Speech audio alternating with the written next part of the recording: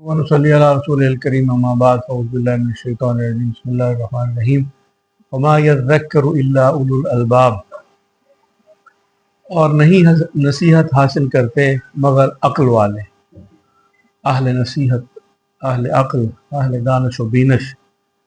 تو گزارش یہ ہے کہ دین اسلام جو ہے یہ ایک عقلی مذہب ہے، یہ کوئی خیالی تصوراتی یا کسی قسم کے توہماتی قسم کا مذہب نہیں ہے۔ یہ چند لوگوں کے خیالات یا نظریات یا سوچوں پر مبنی بھی مذہب نہیں ہے، یہ اللہ کا دین ہے۔ الا للہ الدین الخالص ان الدین عند اللہ الاسلام، بے شک اللہ کے نزدیک دین اسلام ہی ہے۔ تو دین اسلام جگہ جگہ پر اولو الالباب سے خطاب کرتا ہے، یہ کہتا ہے کہ عقل سے کام لو، شعور سے کام لو، شاید کہ تمہیں سمجھ آ جائے، شاید کہ تمہیں عقل آ جائے، شاید کہ تمہیں شعور آ جائے۔ تو اس کا مقصد یہ ہے کہ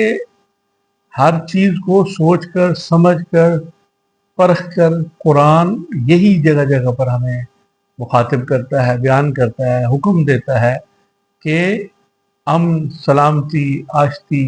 سکون، تحمل، بردباری، برداشت، یہ معاشرے میں، اسلامی معاشرے کا یہ چلن ہونا چاہیے، اسلامی معاشرے کی یہ پہچان ہونی چاہیے، اسلامی معاشرے کی یہ ایک علامت ہونی چاہیے۔ اس طرح، کیونکہ جس طرح نبی کریم صلی اللہ علیہ وآلہ وسلم نے اپنی حیات طیبہ میں ہر جگہ پر تحمل اور بردباری اور برداشت سے کام لیا، آپ صلی اللہ علیہ وآلہ وسلم نے کسی بھی جگہ پر، کسی بھی موقع پر جذباتیت اور جذباتی رویوں کو پسند نہیں فرمایا، بلکہ آپ کا چہرہ مبارک اگر کوئی بات ناپسندیدہ ہوتی تو چہرہ مبارک سرخ ہو جاتا تھا۔ اور ایک غزوے کے اندر ایک صحابی نے کافر کو قتل کر دیا، ایک دوسرے صحابی اس کو دیکھ رہے تھے، جس میں انہوں نے دیکھا کہ وہ شخص جس کو قتل کر دیا گیا، جس کو یعنی صحابی نے اس کافر کو کافر سمجھتے ہوئے اس کی جان لے لی، تو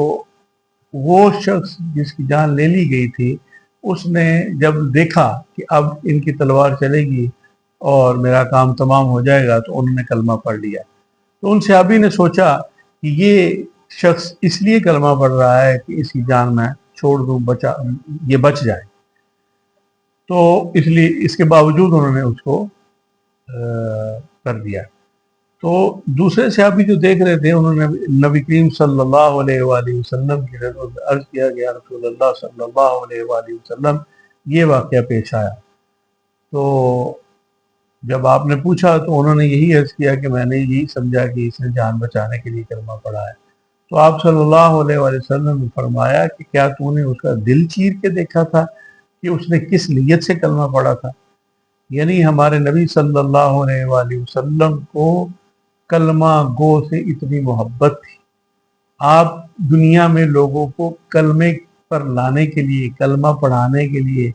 یعنی کلمہ کیا ہے؟ لا الہ الا اللہ محمد رسول اللہ، نہیں کوئی معبود مگر اللہ، اور محمد صلی اللہ علیہ وآلہ وسلم اللہ کے رسول ہیں۔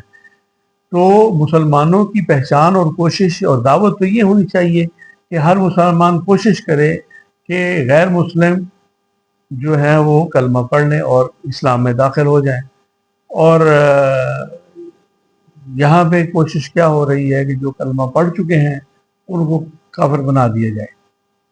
اس لیے کیونکہ وہ ان لوگوں کے خیالات اور نظریات سے اتفاق نہیں رکھتے۔ تو دین اور قرآن تو ایسی کوئی تعلیم نہیں دیتا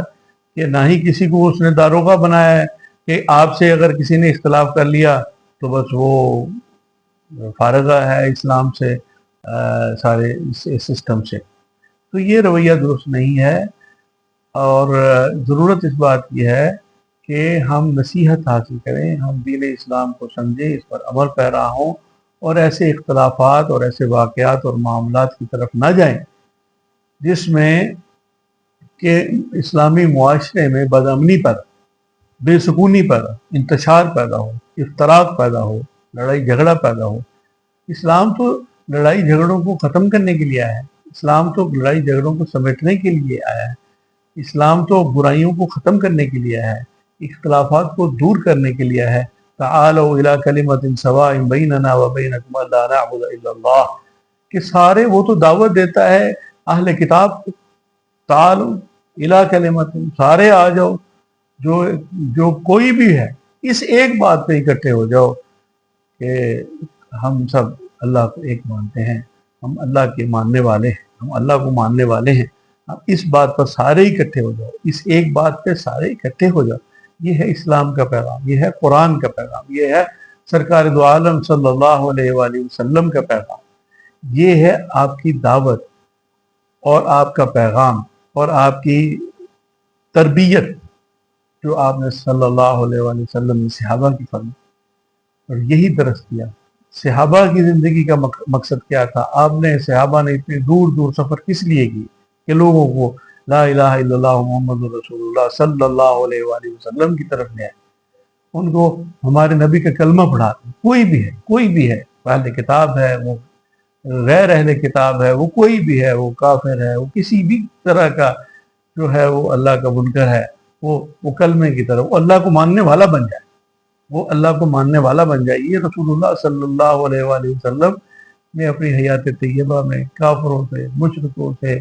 دشمنوں سے اتنی ایذائیں، تکلیفیں، اذیتیں اور سب کچھ برداشت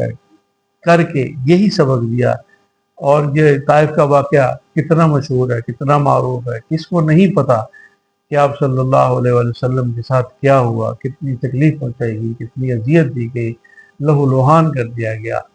اور لیکن اس کے باوجود آپ نے کیا کہا کہ جبرائیل نے جب کہا کہ اگر آپ فرمائیں تو یہ دونوں ان کو پہاڑوں میں ان کو پیس کر رکھ دیا جائے،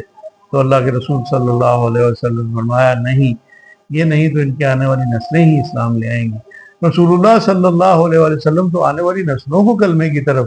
اسلام کی طرف، محمد الرسول اللہ صلی اللہ علیہ وسلم کی تعلیمات کی طرف لانے کا خیال رکھ رہے ہیں۔ اور آج ہم کیا کر رہے ہیں، کیا سوچ رہے ہیں، کیا رویہ ہے، یہ ضرور سوچئے گا، ضرور فکر کیجئے گا، ضرور غور کیجئے گا۔ اللہ تعالی ہمیں صراط مستقیم پر چلنے کی توفیق عطا فرمائے۔ والسلام علی من اتبع الہدی۔